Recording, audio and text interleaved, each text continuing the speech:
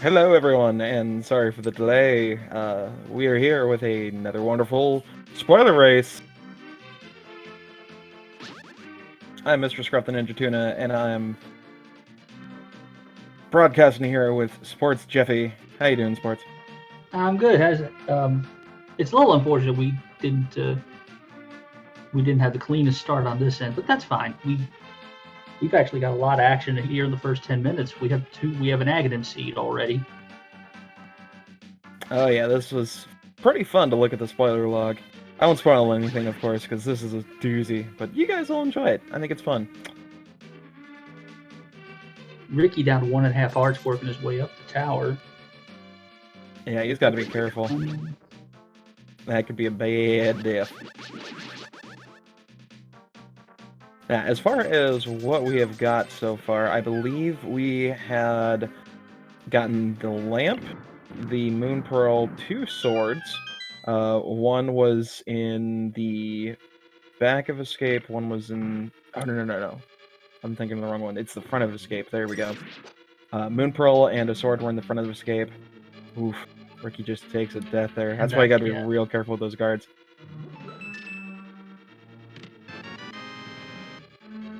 It looks like both are on blue mail as well. Yep, there was a progressive armor upgrade over in Mini Moldarm Cave, I think it was.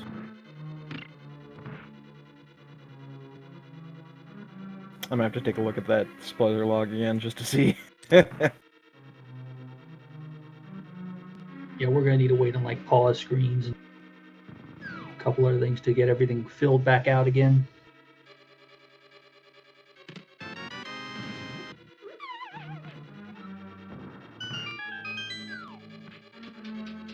Let's see here. Yeah, we should have the Moon Pearl. I'm guessing 2 swords from Hyrule Castle. This is our first dungeon that we're looking at on Tabbycat's side. We are in the Palace of Darkness, but she doesn't have a bow or a hammer. As we are about to see, she is going to find her hookshot, though.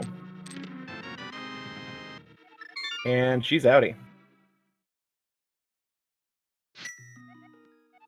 So if it's ever required to get to the Dark World in hookshot, well, actually no, Tabby's starting back here at the... I was gonna say the next move was across the river to West Darkwood, but no, Tabby's other ideas. Yeah, I think that's heading up to our wonderful mountain. Mm-hmm.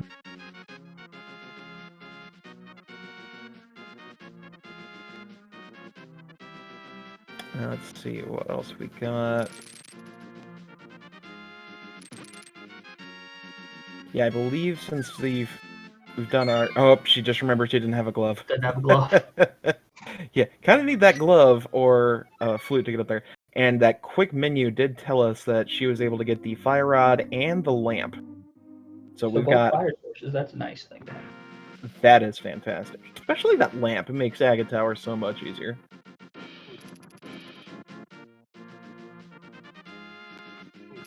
And more importantly, puts in logic. Well, yeah, that too. You don't want to have to try it, Darth, but you can. Yeah, that's not a fun thing.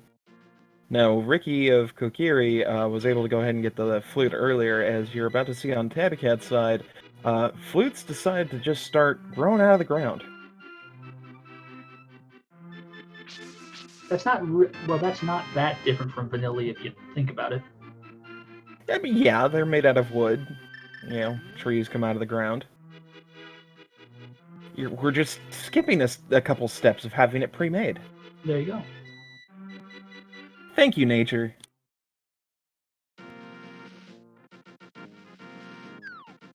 Now, with that flute in tow, we will be able to go ahead and actually go up there. Oh, that's right, that's where it was. This is how generous this seed has been so far. We had the Moon Pearl in the first chest of the escape sequence, with a sword in the second chest, but we also had a sword in Link's house, so instant Master Sword. Yeah, this seed has been super kind when it comes to damage. There must have been a quick 300 too, because both runners have money already. Yeah, I believe Tabbycat just got that ether out of there, which we do see, thanks to our wonderful tracker, Yonker's wife, that ether is required for that turtle rock. And here in the Kakariko well, there's one item in particular that we're getting, and it is the Book of Medora. Now, if you also notice, Desert Palace is a pendant, so hopefully that's pushing us towards something like, you know, pedestal. I'll tease later. But please stand for our national anthem.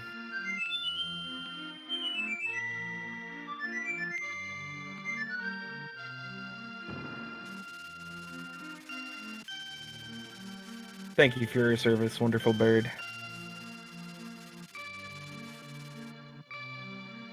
Alright, now back to the fun stuff. One of the items that we missed, and why both of them have the lamp super early, is apparently that was over in the floodgate chest, near the Light World dam there. So, pretty easy to find.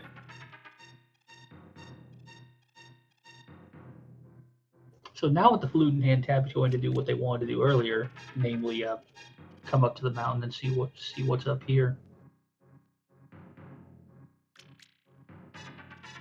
Yeah, And we this know is a fun little bit. Ricky's going for the hook shot because Tabby got out of the harmless Hellway pod already. So yeah, that hook shot is going to help. And since we don't have the mirror or the hammer yet, my main assumption is that we're going to see some Paradox Cave action. Sword number 3. How about that? I was going to say, that's super early. 16 minutes in. Oof. Didn't even have to go out of the way. This has just been a nice seed so far.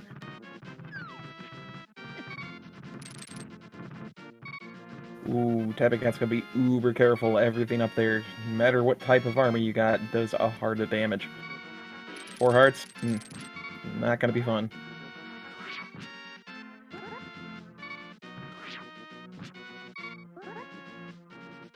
Ooh, playing hot potato with some of these creatures here.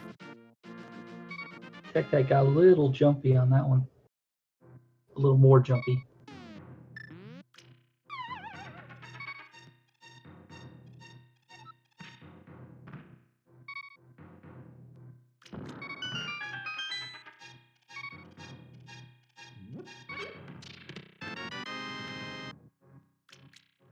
So we're getting a question in chat about what the concept of the tournament is, and the idea is when the seed is generated for the players, they are given the item list, literally where everything is, what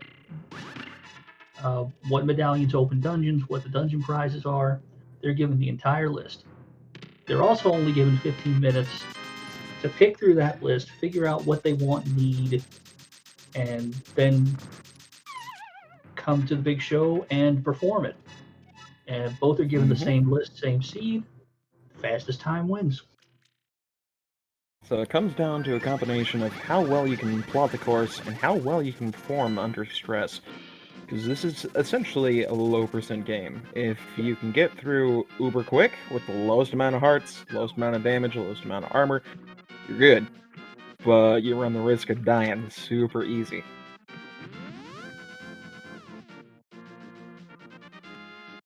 Having a glance at Ricky's menu, Ricky's already got both medallions for the 2 dungeons already. So. Ah, okay. That means that we have seen him go down to the Dark Cross, which is where our Bombos medallion was sitting.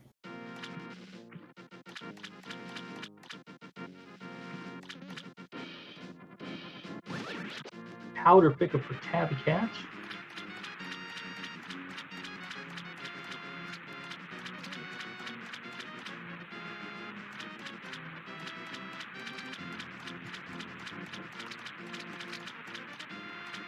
And we are about to see why we bothered to grab those flippers in the first place.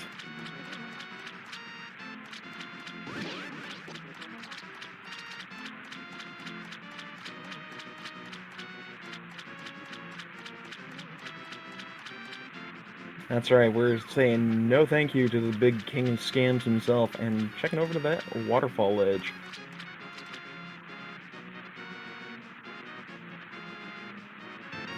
Oh, snap. It's a mirror.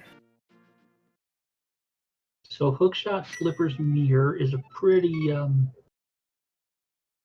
it's a pretty obvious recipe, I think. It's just gotta take a while to get down there. I was gonna say, we are just either a hammer... Well, yeah, we're actually a glove, too. We're a hammer and glove away from completing... no, we are just a hammer and a glove away from completing all 3 pinned attentions. Look at that. Fire Rod,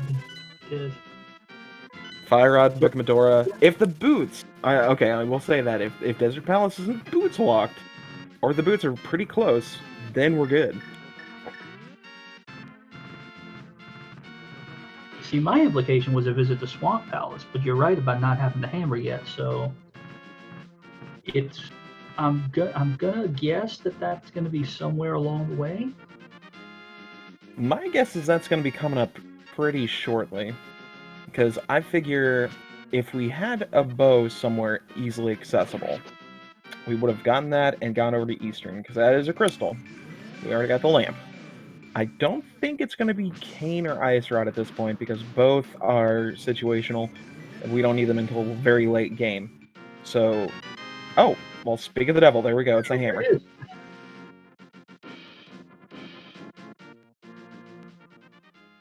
Alright, so we are a glove away from our wonderful early pendant swamp. Everybody's favorite. Tabbycat picking up that big key. Let's see if she tries the Harapot at all.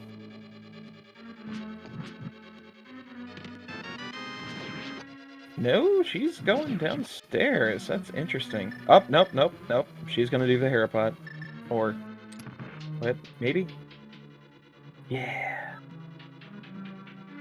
It's alright, well, folks. She is just as confused as we are. Right, yeah. Well, she's not down here for a key, because we already have both the small and big keys that the dungeon needs, so... there's gotta be an item of some sort. Yeah, I was just thinking of what would be down here that'd be worth it. I mean, if it was Cane or Ice Rod or a glove... well, I mean, yeah, a bow would be nice, but there are 2 of those. True. But then again, it is super early, and, you know, you waste a minute here, and then you save, like, over 3 minutes in the rest of the game just by having silvers. Right, because if the other bow's in a bad spot... oh, that is, yeah. Or something, then, you know, just get it now and use it to help you. Very true. Oh! Yep. Yeah, that's kind of necessary in this mode. If we were playing inverted, then we wouldn't have to worry about getting that second glove, but we're not. So we gotta get both of those suckers.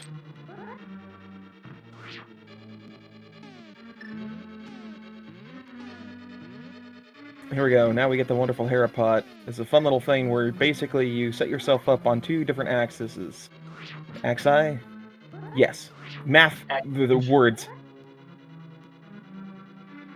And then once you've got your set place, then the bomb throws you into the pot, then you hookshot, and then go into the tube. However, it is a pixel-perfect manipulation. So if you don't get it, you can waste some time.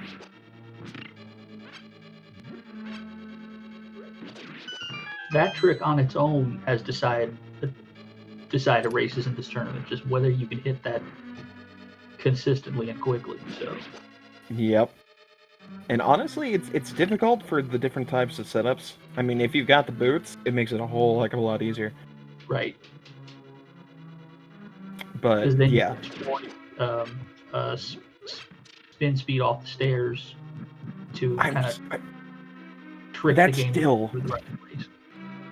it blows my mind that people can still do that. Do you know the precise reason why that works? Not entirely. Just that I guess because the game is going, or you're going faster than the game is intending. That you're essentially pushing yourself into into the spot instead of a bomb shoving you into the spot. That sounds logical. Also getting a wonderful example of why you want to get Trolldorm here at the top of the screen. If you're holding out your sword when you jump at him, he will bounce you back. He does not want you in his pit of fun.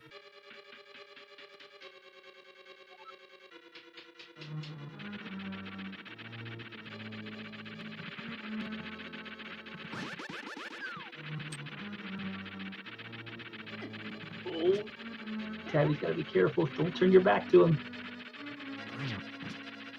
Spin. He's like a weeping angel. Never take your eyes off of him. And another spin. There we go.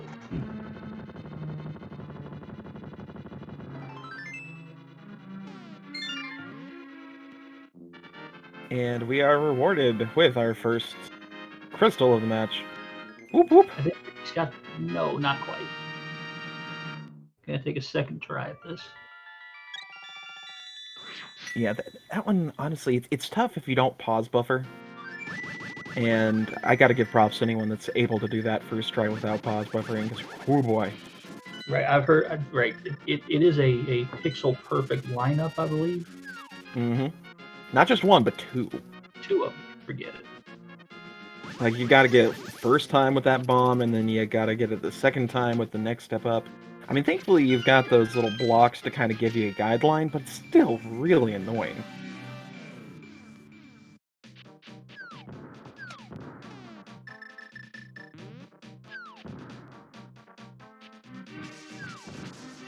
Ooh, okay. Looks like we are going to check out our wonderful Hype Cave. Cave of Hype. Let's see if it actually lives up to its name.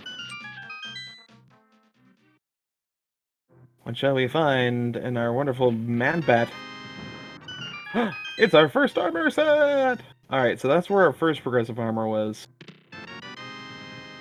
And our boots. There we go. Alright, now we can 100% pull Ped. Someone should go do it. Wink, wink. Wink, wink. Nudge, nudge. Actually gotta go see what's on Ped real quick. I ain't saying nothing. Not a word. So Ricky gets the most kill. It's going to be 1-1-er, about 27 minutes in. They'll be headed their way down here for the boots and all the other stuff very shortly. Trip to Bombo's tablet for Tabbycat is going to reveal a first bow.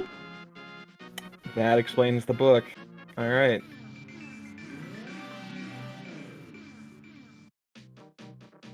So let's see, we're missing Ice Rod, Canis Maria. We already know where Bombos is, so we just need to have Tabbycat head over to the Dark Cross for that.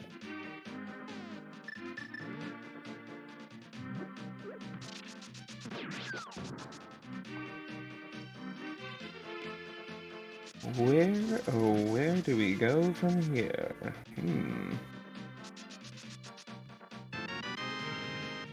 Ooh, well, that's pretty.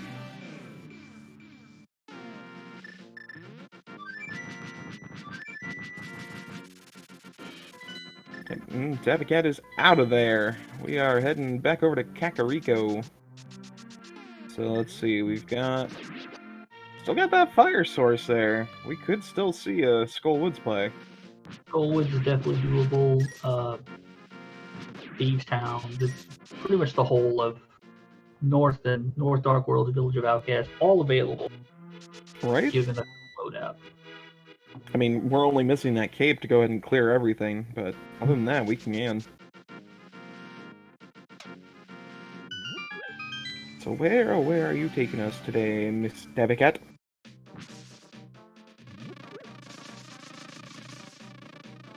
Well, first we gotta anger that bee. Hang on a sec.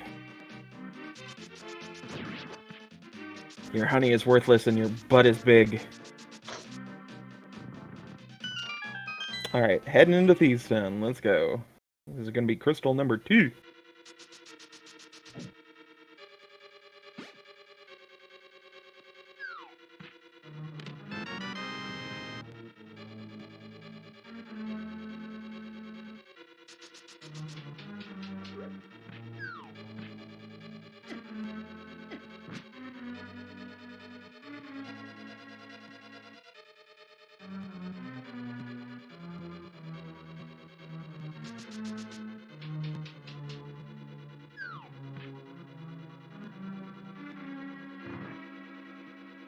Looks like Ricky's about to cane to Burna, so it's cane to Burna fine for Tabbycat, essentially the blind fight cheat code.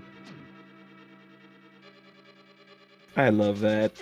That cane is just fantastic. Absolutely.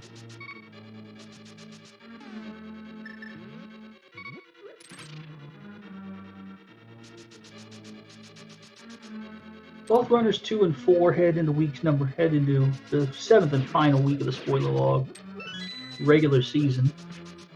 Tabby's won 2 of the last 3, so they're playing well going in. And yeah, this is actually going to be a pretty interesting one. Unfortunately, both these runners are pretty much out of the running for the next stage of the tournament. But, you know, it's good for bragging rights. Absolutely. Ooh, Tabby almost getting set up with that wonderful pixel perfect dash. Was able to go ahead and walk up it, but those dang little squiggly doodles, they just blocked the way.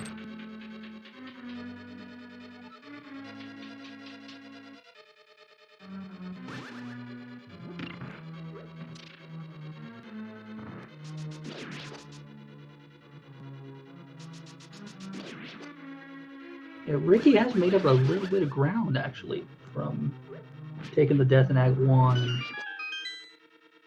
Just little routing decisions here and there, but we got a pretty tight race going on so far.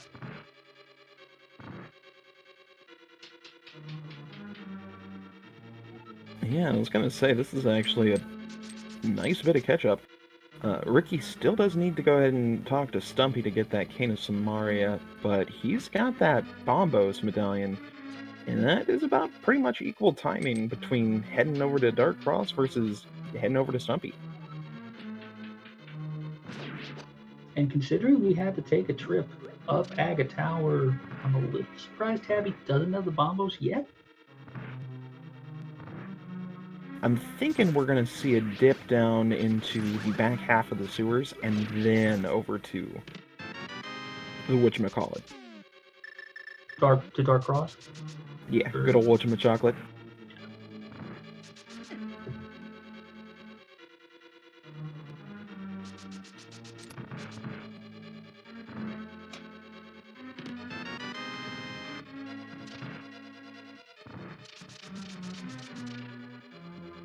Tempered and Silvers.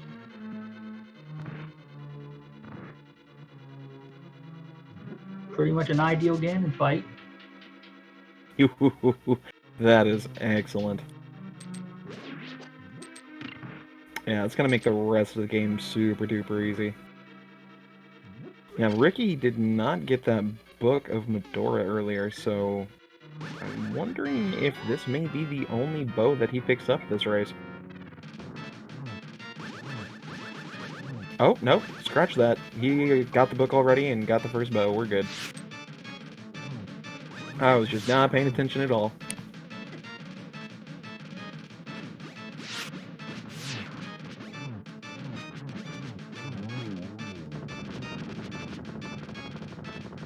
There you go. The cheat code on blind is King of Verna gets him the 6th heart and crystal number 2. And that was the Sank heart. Nice. Save a little time on the fill up too.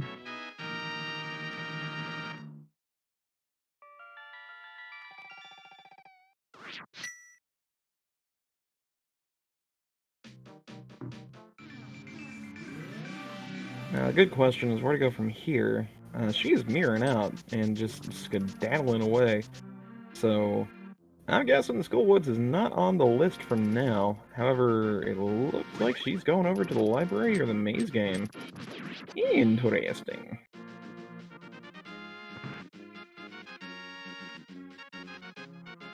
And there is the ice rod. Ooh, that's in a super nice and easy, convenient place.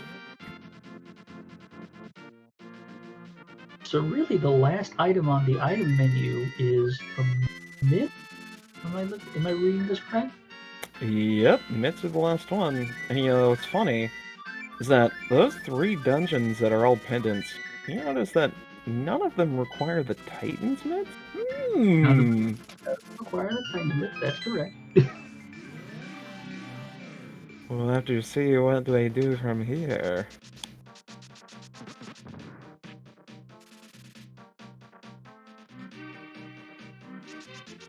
But anywho, we are heading back over to the pod area. Since we have this wonderful, wonderful mirror, we can go ahead and take care of both Eastern and pod at the same time, which makes this one a breeze, thankfully. So all we gotta do is find that big key and probably another small key for Helmasaur, and find that big key for Armos.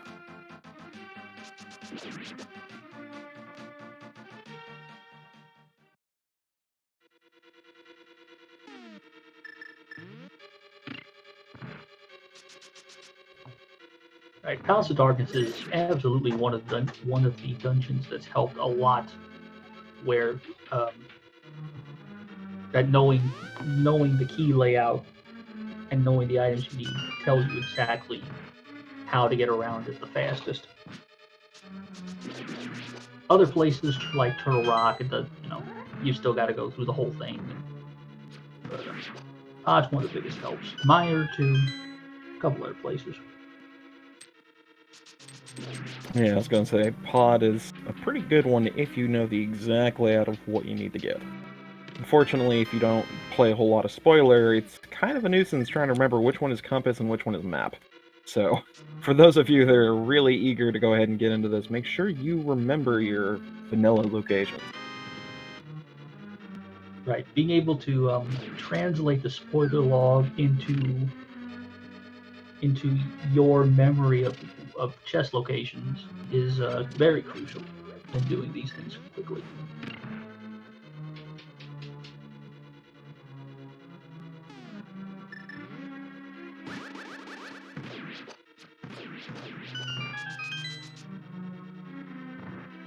And this pod made it incredibly easy with the big and small key right there on the both sides, and you just walk straight to the back. Yep, with that first small key and shooter room to head over to the back, it was just easy as can be. This is a very nice pod, I gotta say. Mm-hmm.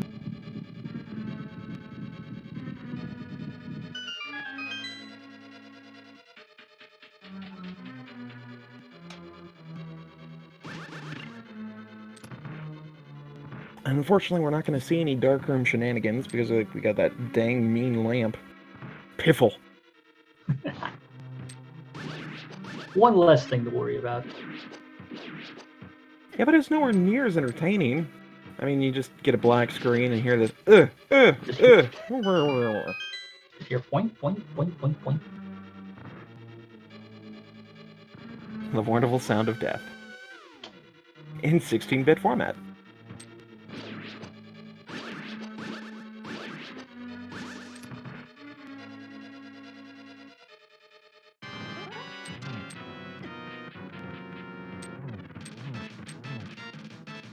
Actually gotta look it up now. Is this game 32-bit or 16-bit? I can't remember. It's been far too long since I've looked that up.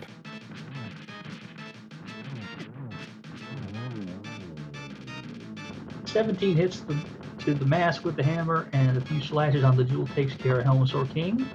Crystal number 3 in possession of Tabbycat. Goodbye, Dino Kitty. We shall miss you.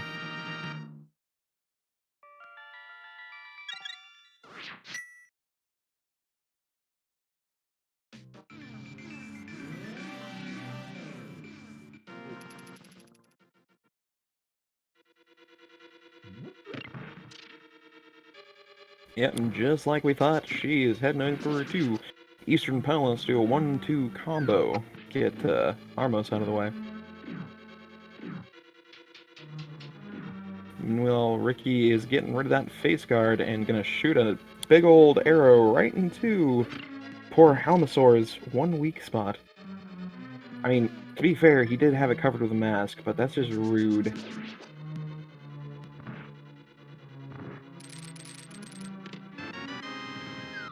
Ooh! Alright, well there is our Titan. Me too. And that leaves, sadly, nothing. I think that's it. Yeah. Yeah, Which unfortunately, I probably gonna be left alone for the day. rest in peace, Pedestal. You were our true love. You gave us hope, and then we squandered it.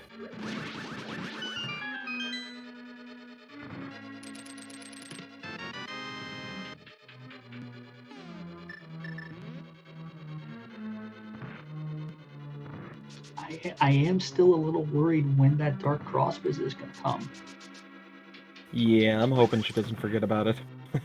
Because we know that she tried to go back there without the gloves the first time, and then decided to flute away, so hopefully she remembers.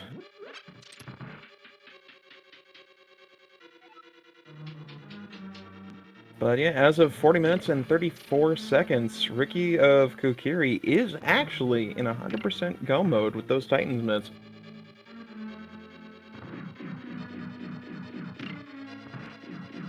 Nah, I'm gonna go ahead and leave it as a surprise for y'all. I'm not gonna tell you what's on PED. You gotta stick around and wait until the end credits.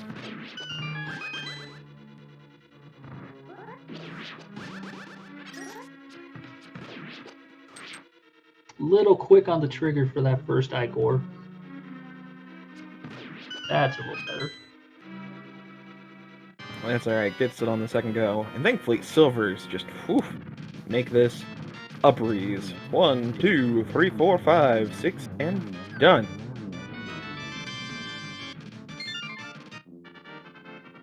This has been Counting with Armos.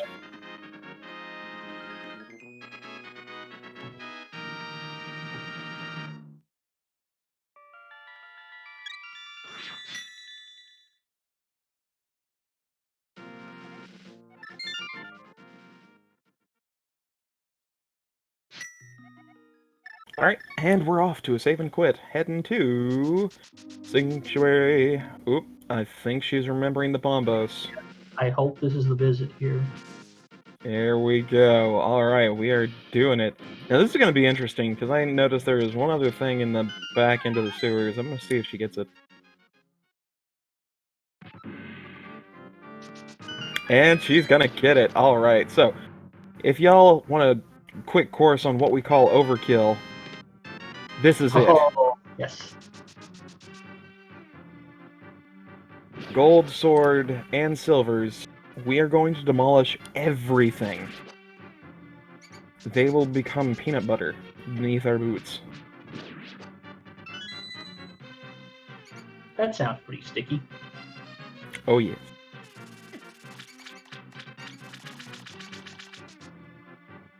And there goes Ricky of Kokiri's fourth crystal as well.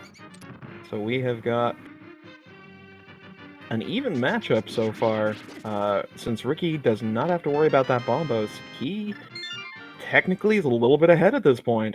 Yeah, I'd say we'll say 43 flat for the Meyer transition. Tabby's probably 15 seconds back, maybe 20. So even though it looked like Ricky was behind a little bit this entire time, we might be ahead now. Ooh. Finally getting some divergence. Yeah. Hot diggity daffodil!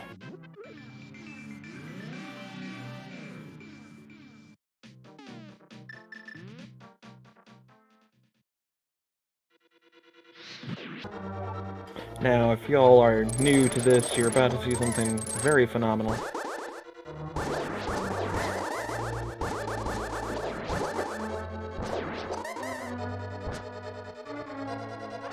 There is a nifty thing within the Ice Palace dungeon that we in the community have long used. It's called the Ice Palace Bomb Jump, and it is what allowed us to circumnavigate pretty much half of the map. Makes the dungeon a breeze, used it for years, and then unfortunately, within the last few months, we had a new glitch that was approved, and it basically demolishes the Ice Palace Bomb Jump. You never have to use it again, ever. Well, not it is never. now Close to never. Okay, yeah, if you don't have the Canis Mari, you need it. But you are kind of stuck. It is called the Wonderful Icebreaker. And Tabbycat is going to give us a quick little tutorial. You swipe wildly back and forth until you appease the wall, and then once it says yes, you may throw down a block and it allows it through.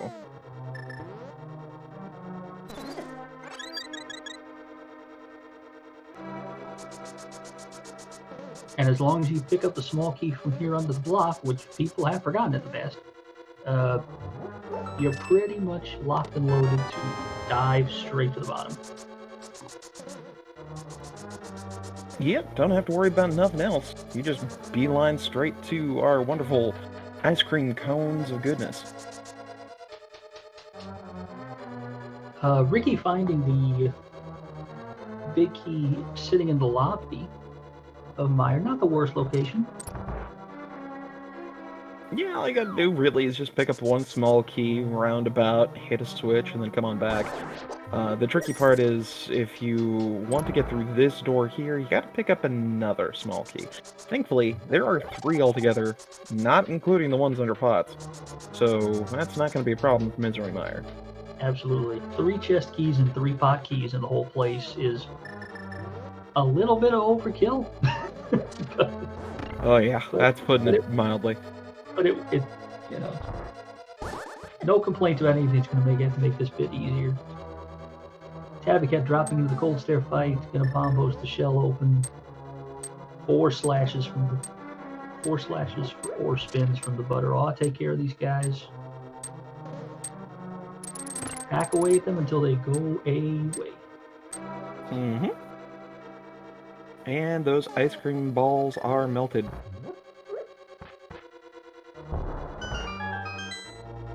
Alright, so we have ourselves another lead shift. Tabbycat grabbing that 5th crystal. However, because Icebreaker was in play, that has made Ice Palace uber quick dungeon. Can Ricky keep up that lead, though, and perform the same when he heads over there? We will find out probably in about 30 seconds when he's done, because don't blink, you will miss this Vitreous fight. If you have to sneeze, do it now.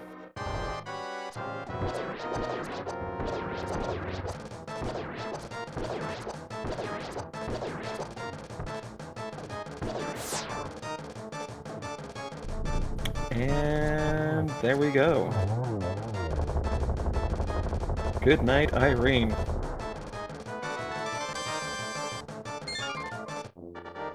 So Ricky got to the end of the dungeon and found a bowl of chunky soup, took care of the chunks, and got himself a 5th crystal out of the deal. Chunky soup.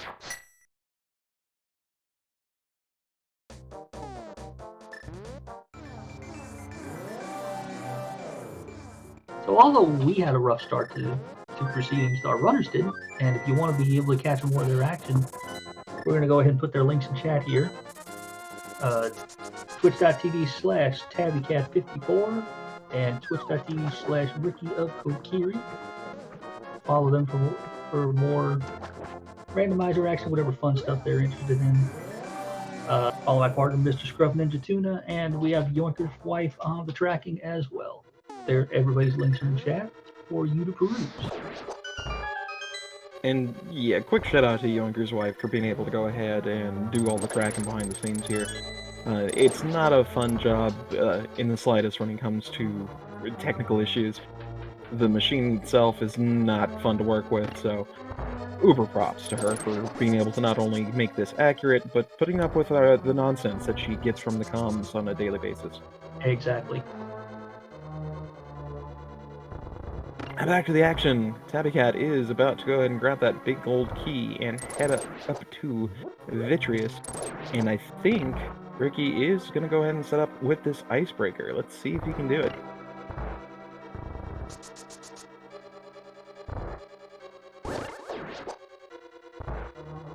Yep, here's the switch hit. By the way, you definitely want to make sure you hit that. Otherwise, when you get down there, you're going to be in for a really bad surprise.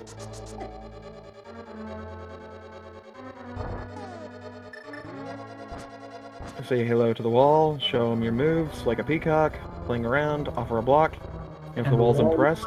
No. Oh no, he did get it. Took a little long to get there, but we got there. I gotta say, that was beautiful.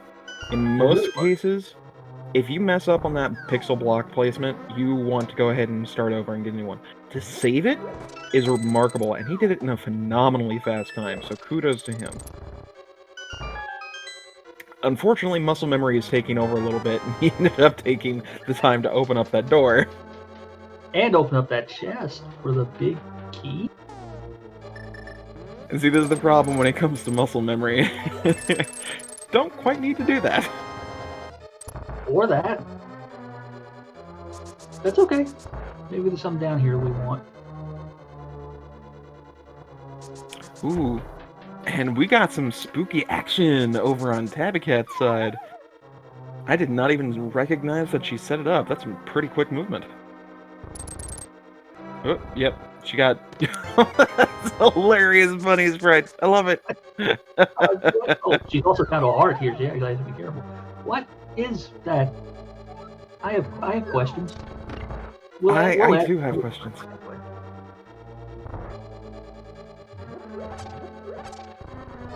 She's got to be uber careful.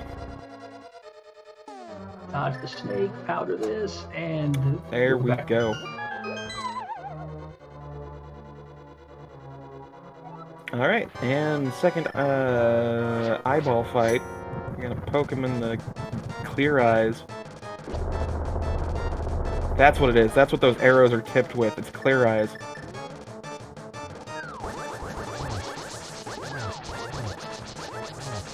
Oh, that's why Ricky got that. He was looking for that cape. That's why, because he didn't... Right, okay. Yeah, he didn't pick up the Cane of Burna, and truthfully, Cape is a lot easier when it comes to using it in-game. Yeah, use it against big old pig man, and it's less lag. It is less lag, yeah.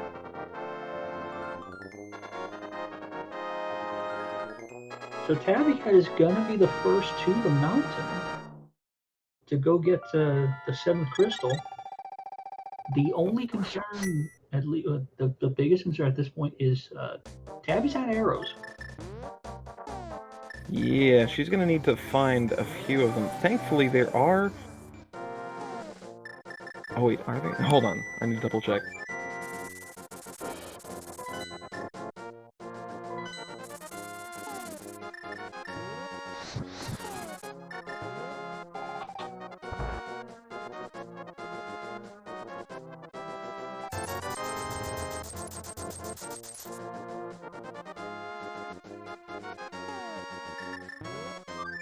Okay, I was just double checking something. I'm wondering if she recognizes this. There, of course, are plenty of enemies that have random drop chances. If she was paying attention to what drops what, we may actually see some arrows being picked up along the way. Or she may actually know that there's some arrows in GT that's easily accessible. So right, there are a lot of pot arrows in GT, but you gotta work around to get to some of them. And there could be arrows in one of these chests. Exactamundo.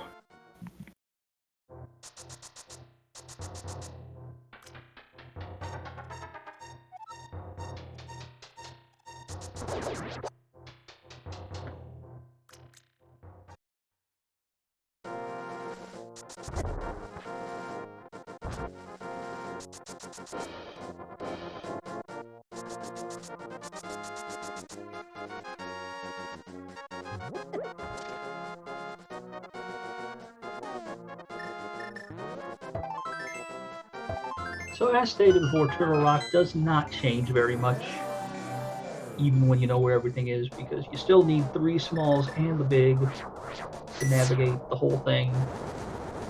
There is a 4th small you can get for the lava chest if that's absolutely necessary, but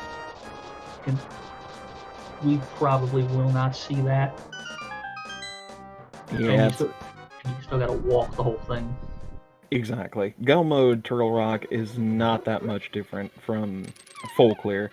Really, it's just, instead of heading left and going out to check out the little outside bridge, you just go right and skip the big chest, which is like 20-30 seconds.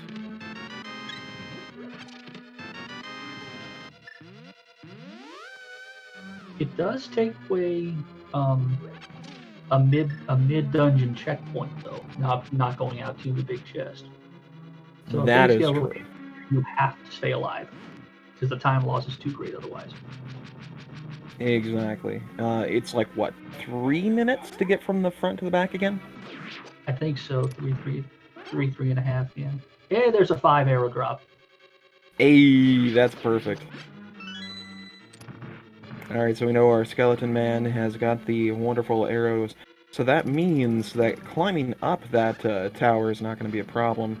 Because thankfully there are tons of those skeletons along the way.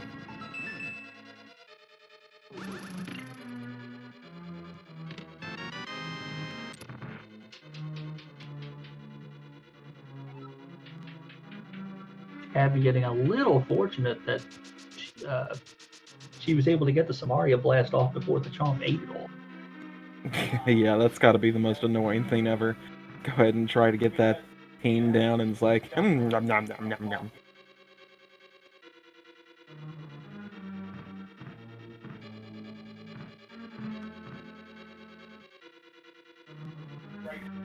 Alright, so we have got ourselves, I'm guessing here, about a little under 50 seconds of difference between the two.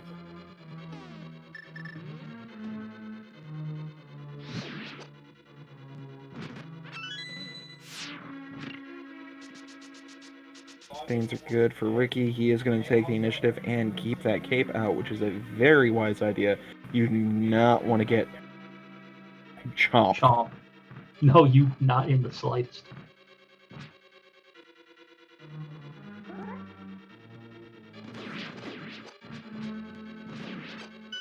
Get a couple of those butter sword spins out of the way.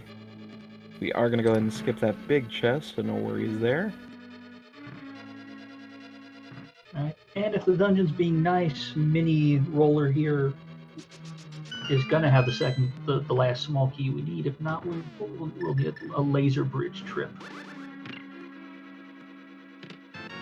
And we are good.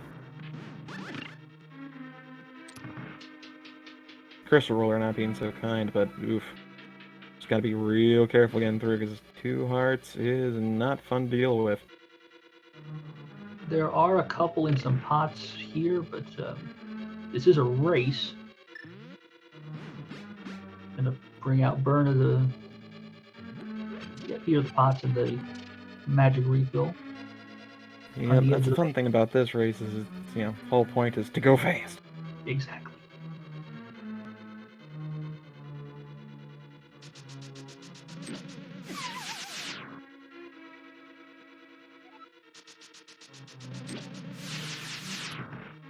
Ooh, she's... Oh, good, that's right, she's got the powder. That is going to be a perfect safety for her.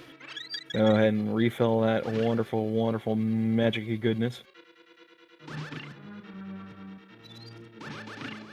Ricky with magical boomerang strats here in the mini roller room. I like using that one, especially if you're low on magic power. It's just safer. Right. Fun fact. An underrated aspect of picking up one of even just the regular boomerang is how much it simplifies your menuing to have it where it belongs. Very true. It is. And fun fact here, Rage Slashes do in fact make that platform move faster. You may not see it, and it may not be logical or real, but it does.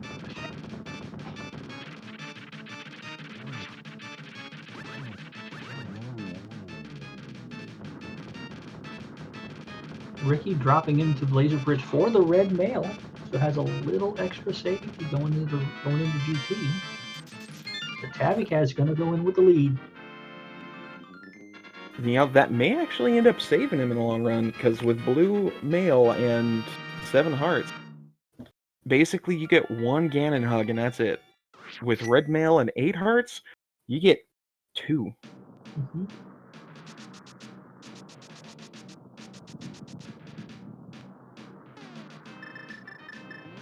Alright, now for the very fun guessing game. This time, of course, since we're not going with numbers, that's just silly, we're going to go ahead and go with places. So take a guess as to where the big key is going to be. Not which chest, like number-wise, but what location.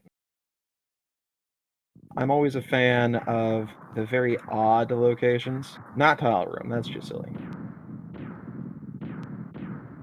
Took Ricky's last bit of magic to get the last ice head down. Ooh, glad that he did it, though. I was getting a bit hairy. And now he's got to not get over here. He's still only on Tempered Sword. He didn't get... Well, I didn't catch the early... Didn't see which one he didn't get. Didn't get the one from... Yeah, the back there. Fire Snake is my guess, but Tabby's heading right, so I'm probably wrong. I was going to say Dark Magician Room, so I'm definitely wrong. Oh my gosh, do we actually have a tile room? Oh no. Oh my gosh, it is! That's awesome. So remember what we said about Ricky getting that cape? That's going to make this room a whole heck of a lot easier. Yes. Oh, please don't walk through the door. That resets the room. Oh yeah. Don't do that. You want to be careful there, Tabbycat.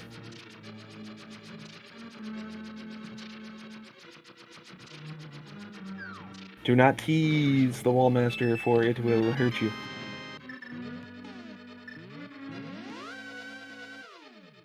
Alright, one trip to the left to get one, maybe two small keys from the left side, and you are safe to go up. Bada bing, bada boom. Abby's going to make it 2. Save time not killing the mini helmet at the top. Yeah, that works. I mean, Bob's torch is right there. It's not really going to make a huge difference just by being like, I don't want to bother bonking that. Poor Bob.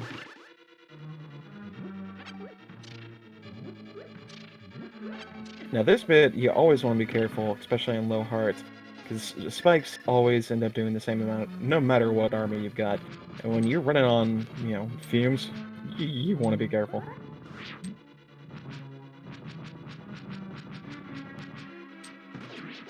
And Ricky of Kokiri showing off the cape tech we were talking about earlier. Put on the cape, grab the wall, and start pulling, and the cape will not drain. And so you can do this as long as you like.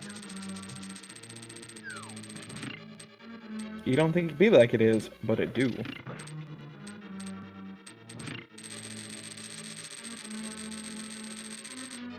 I love getting those little spike dudes like stuck right in the middle of those blocks.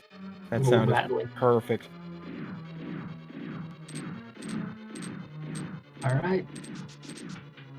Take the damage here, get the key, and head up about 45 seconds back.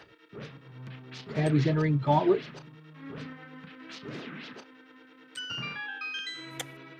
And this is where the fun begins, folks. One death on either side could make or break the race. So this is where things get tricky.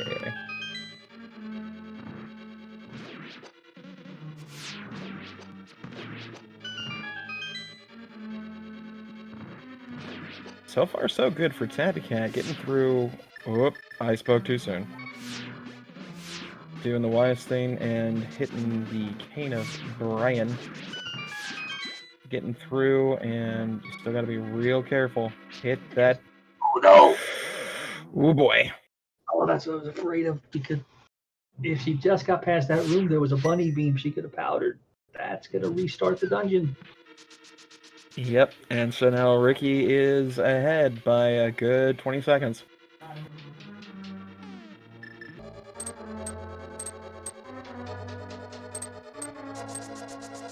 Yeah, this is why you always want to be careful. If you've got the invincibility item, use it. Even if you're a little low on magic, use it.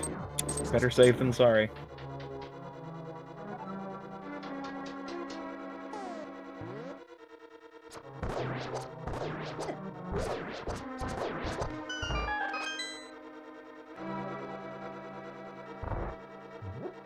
So yeah, this is the race, folks. This is what we're looking forward to. Can Ricky maintain this lead? He's got a good I'd say a good 30 seconds at this point. At least, yes. He's also got a Zizek that will not cooperate. Right. Let's see if this one is going to be a little bit easier. Yeah, that red one didn't feel like getting slashed down either.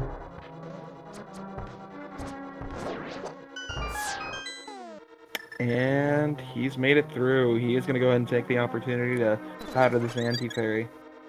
Or a little dust bunny. Now, unfortunately, doing that throws these guys out of whack, so it's difficult to make it a one cycle.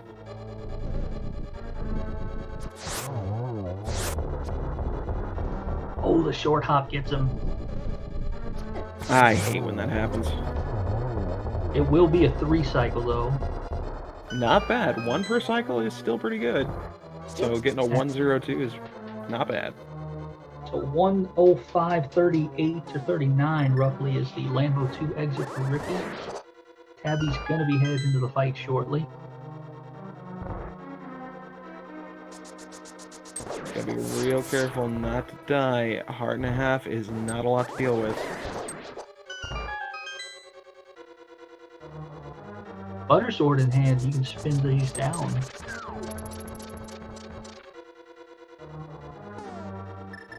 Ooh, is able to get 2 in the first cycle. Let's see. Oh no! Oh. Misses on the last one. Gets a little bit of an early shot twice. Oh, getting a 4 cycle on this. She has got to time that much, much better. Does secure that final one, and is going to go ahead and follow Ricky up the last little bit with these whiz robes. So 106.35, roughly under a minute. Next big old thing is going to be our wonderful, wonderful Trolldorm. That could also be a deciding factor. Any drop here is a good 10 to 15 seconds wasted. Fall enough times and take enough damage, and you are dead.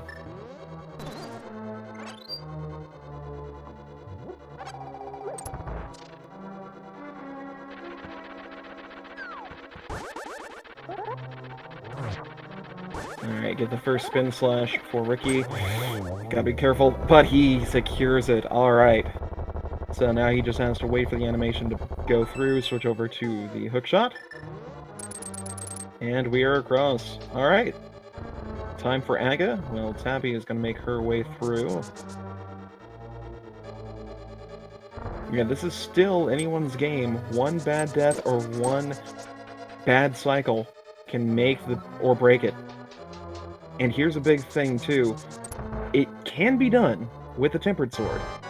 Doing a 1-phase cycle on Ganon. Doing 1 bit for each phase. But it is difficult if you don't have the timing right. With Butter, super simple. It's pretty much free. Yeah, Ricky has got to bring his A game to that if he wants to maintain this lead.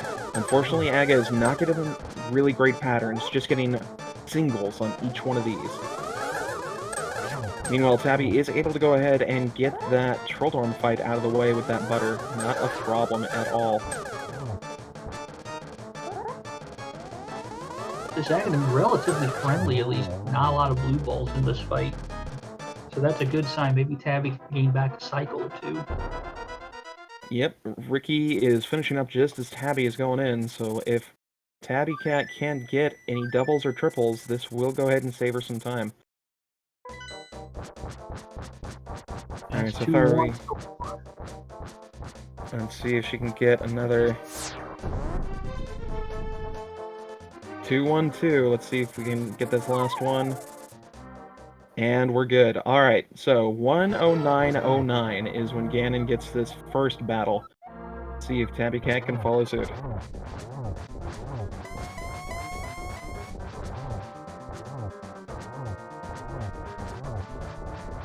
Ricky did not get it. Phase 1. Ooh, that's okay. Tempered is going to go ahead and make this second phase a little bit easier, and he does have the cape, so he can go ahead and use that if necessary.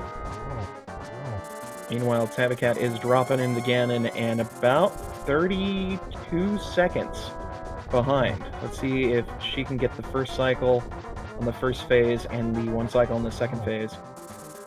Ricky did not get a lot of hits on that second bit. Is this going to be a 3? It is. It's a 3 cycle Agatus, or again, phase 2 so far. Well, Tabbycat carve up this pig. That lag though. Ooh. Oh man, this is uber close. She made it to the next cycle. So she's only going to be about 5 seconds behind at this point. It really tightened up. This could come down to who does a good double shot on the silvers. Both are at 3 hearts. Both are basically at a Ganon hug away. So both have to be uber careful on this.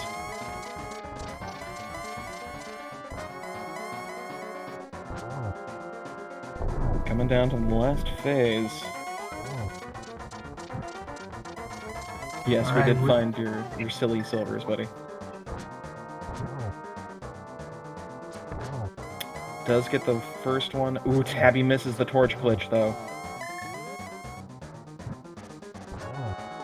This could be a double for Ricky. 1, 2, and that's the kill. And that's it. Oh, Tabbycat misses the second torch. But looks like Ricky is going to go ahead and pull off a win here. He just has to make sure to climb through this wonderful, wonderful bridge. Can he secure it? And he does! Slap them GG's in chat for RickyofKokiri, finishing up in a first place time of 1:26.22. With Tabbycat coming in shortly behind.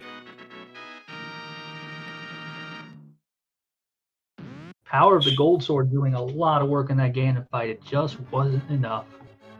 It was pretty close. She does pass through and finishes with a total time of 1:26.41. This does include the 15-minute study period, so that's basically what we're getting all together. But yeah, GG's to both of these runners. They did a fantastic job, and we are welcomed by them in our booth here. How you guys doing? GG's. GG's. Thank you. I gotta say, that was one heck of a close race. Yeah, that was. I'm sorry about the gauntlet. I was trailing behind the entire time because of the Agatawa death, and that wasn't really... I mean, I kept up the entire time, but winning like that kind of... I saw the death at Aga, and I was like, oh, here's my chance. And then I was like, okay, I really have no time to get anything else. I have to just go. Like, just getting trolled by those freaking BMOs, and I was like, and then the last fireball, I'm like, that's it. Oh no. It was pretty dang close, and unfortunately, we had some trouble. It was a really great race by both of you, though, for sure. Oh, definitely. We had a little bit of trouble with the first beginning portion of the race, technical difficulties and whatnot, so we got in around the 9-minute mark. But that does explain a little bit as to why there was just a slight bit of time difference. As far as the routing goes, you guys are pretty much on par with each other up until the Misery Mire Ice Palace portions. What's the reasoning for going to Ice Palace versus Misery Mire? Kind of a coin flip, I guess. Okay, so to be perfectly honest, I'm looking at my notes. I forgot to put Ice Palace on my route. I remembered it, as I was going into Mire, so that was kind of my thing. I had Cane of Samaria and was like, I can finish Ice Palace in like 2 minutes. I have Gold Sword, and then the reason that I didn't get down there earlier even was because I was a dum-dum and forgot that Bombos was a thing. And so I was like, oh, wait. Okay, we were worried about it for a while, that even though you've had an escape visit and an Aga 1 visit, you hadn't gotten the Bombos yet. It's like, is she going to remember that? Is she going to go back? What was the direction there? So. Well, it was literally like, you saw like twice. I forgot that I didn't have gloves, and that's because I had rerouted randomly in the middle of it to do Eastern Palace later. And I was like, wait, I don't have gloves. I can't go get that. Wait, I don't have gloves. I can't go up there. What am I doing? And then I forgot that I didn't have the flute. Like, I forgot where the flute was entirely because I didn't route that in at all. And I was like, wait, where am I supposed to be going now? But it ended up working out.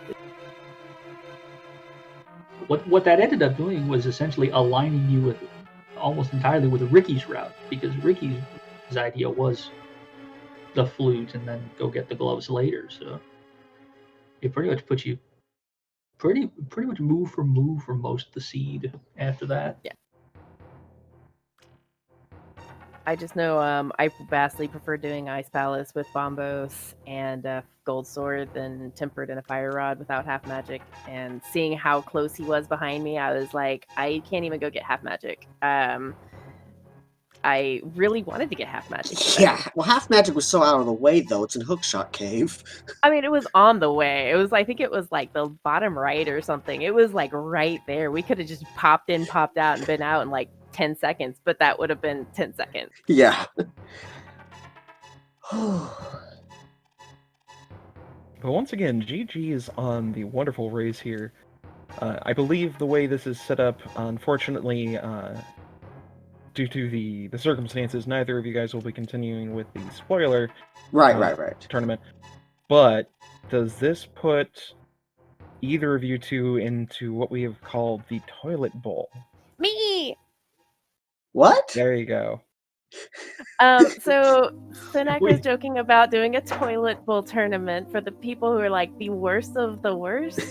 And I was definitely in that contention until my first win. I don't know who all is actually wanting to do it, but I think you have to be like, I don't know if it's like 3 wins or less or 2 wins or less or how many wins it is or something, but it's like the worst of the worst tournament, and I am hoping that I actually lost enough now because I lost so many times. I got into it. I need to pay more attention to the Discord then, because I didn't know about that. Well, I'm at 3-4 now, so who knows? We'll see.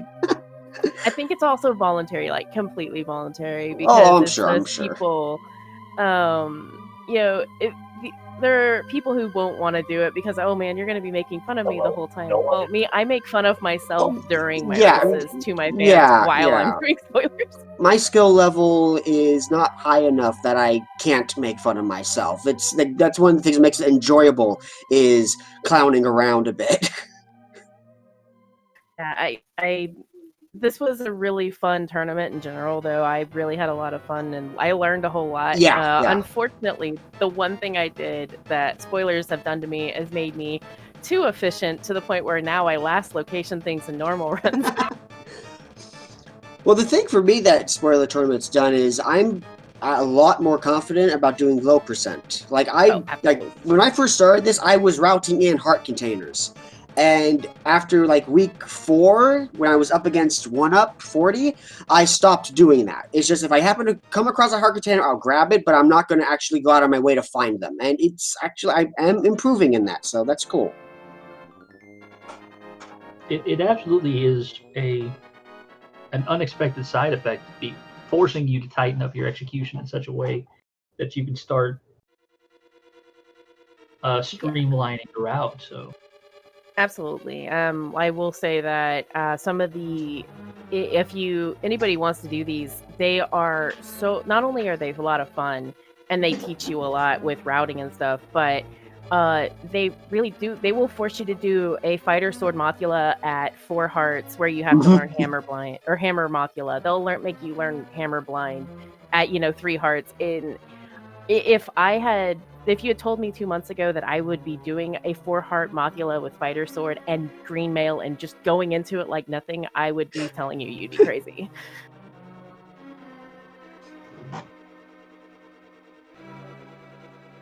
Well, I guess you heard it here, folks. If you guys want to go ahead and start playing, now's the time to do it. It'll get you going. I would say spoiler seeds are definitely one of the best ways to go. Especially if you're feeling down about the way you're playing, just play yourself a spoiler seed. You'll see like your first sub 90 or something, and you'll get giddy. And then you'll see your first sub 90 in rando, and you're like, wait, what? That's awesome. So yeah, it's definitely a really cool way to, after you play a few rando seeds, just kind of getting yourself more confident. Yeah, especially in the execution side of things. And the nice thing about spoiler 2 is that it kind of gives some insight into how the routing works, though spoiler seeds seem to be way trollier than regular seeds for some reason. No, that was just the seed I rolled. That's a seed I've played every single week. Ooh. Yes, no, 7-minute Agatower is a completely normal thing that happens. Yes, not an issue at Yeah, all. a minute. I will say when I saw that, I was actually not planning on doing Aga that early until like I got the first 3 things down and I was like, oh, hammers on Spec Rock. Wait, what? And then it just went downhill from there. Now, if only you guys could splash delete. That would have been great. I can. I just didn't want to go mess up a route by going to. I could have done Thieves Town earlier, I guess, but that would have been really annoying to get to and actually waste more time than I would. Yeah, that's fair. Don't you need like a bow and a boomerang, like other Oh, stuff? so many different things. It's You can do it with bow bows and and bombs, or the red meringue and the cane, or bombs and cane and the red meringue, or it gets complicated. I will say that when you go for the spoiler tournament, you know who you're going. Like people that you're going up against are just going to be so much better than you. You look at that and you go, I need to learn Icebreaker. I need to learn Diver Down. I need to learn my Dark Rooms. I need to learn Slash Delete. I need to learn every single thing I can to put me at least to where you have a 12-second difference, as you see on the screen right now. You know, it's you've got to learn everything in these spoiler seeds, and it makes you want to.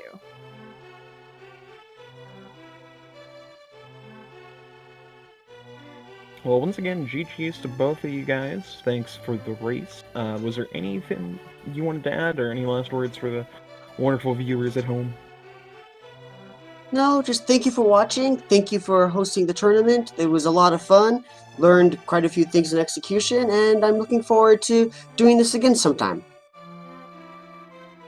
I'm going to echo what he said, and it was a great time. I had a whole lot of fun. I learned a lot. My execution has improved tenfold, and hope to see you guys in the next turn.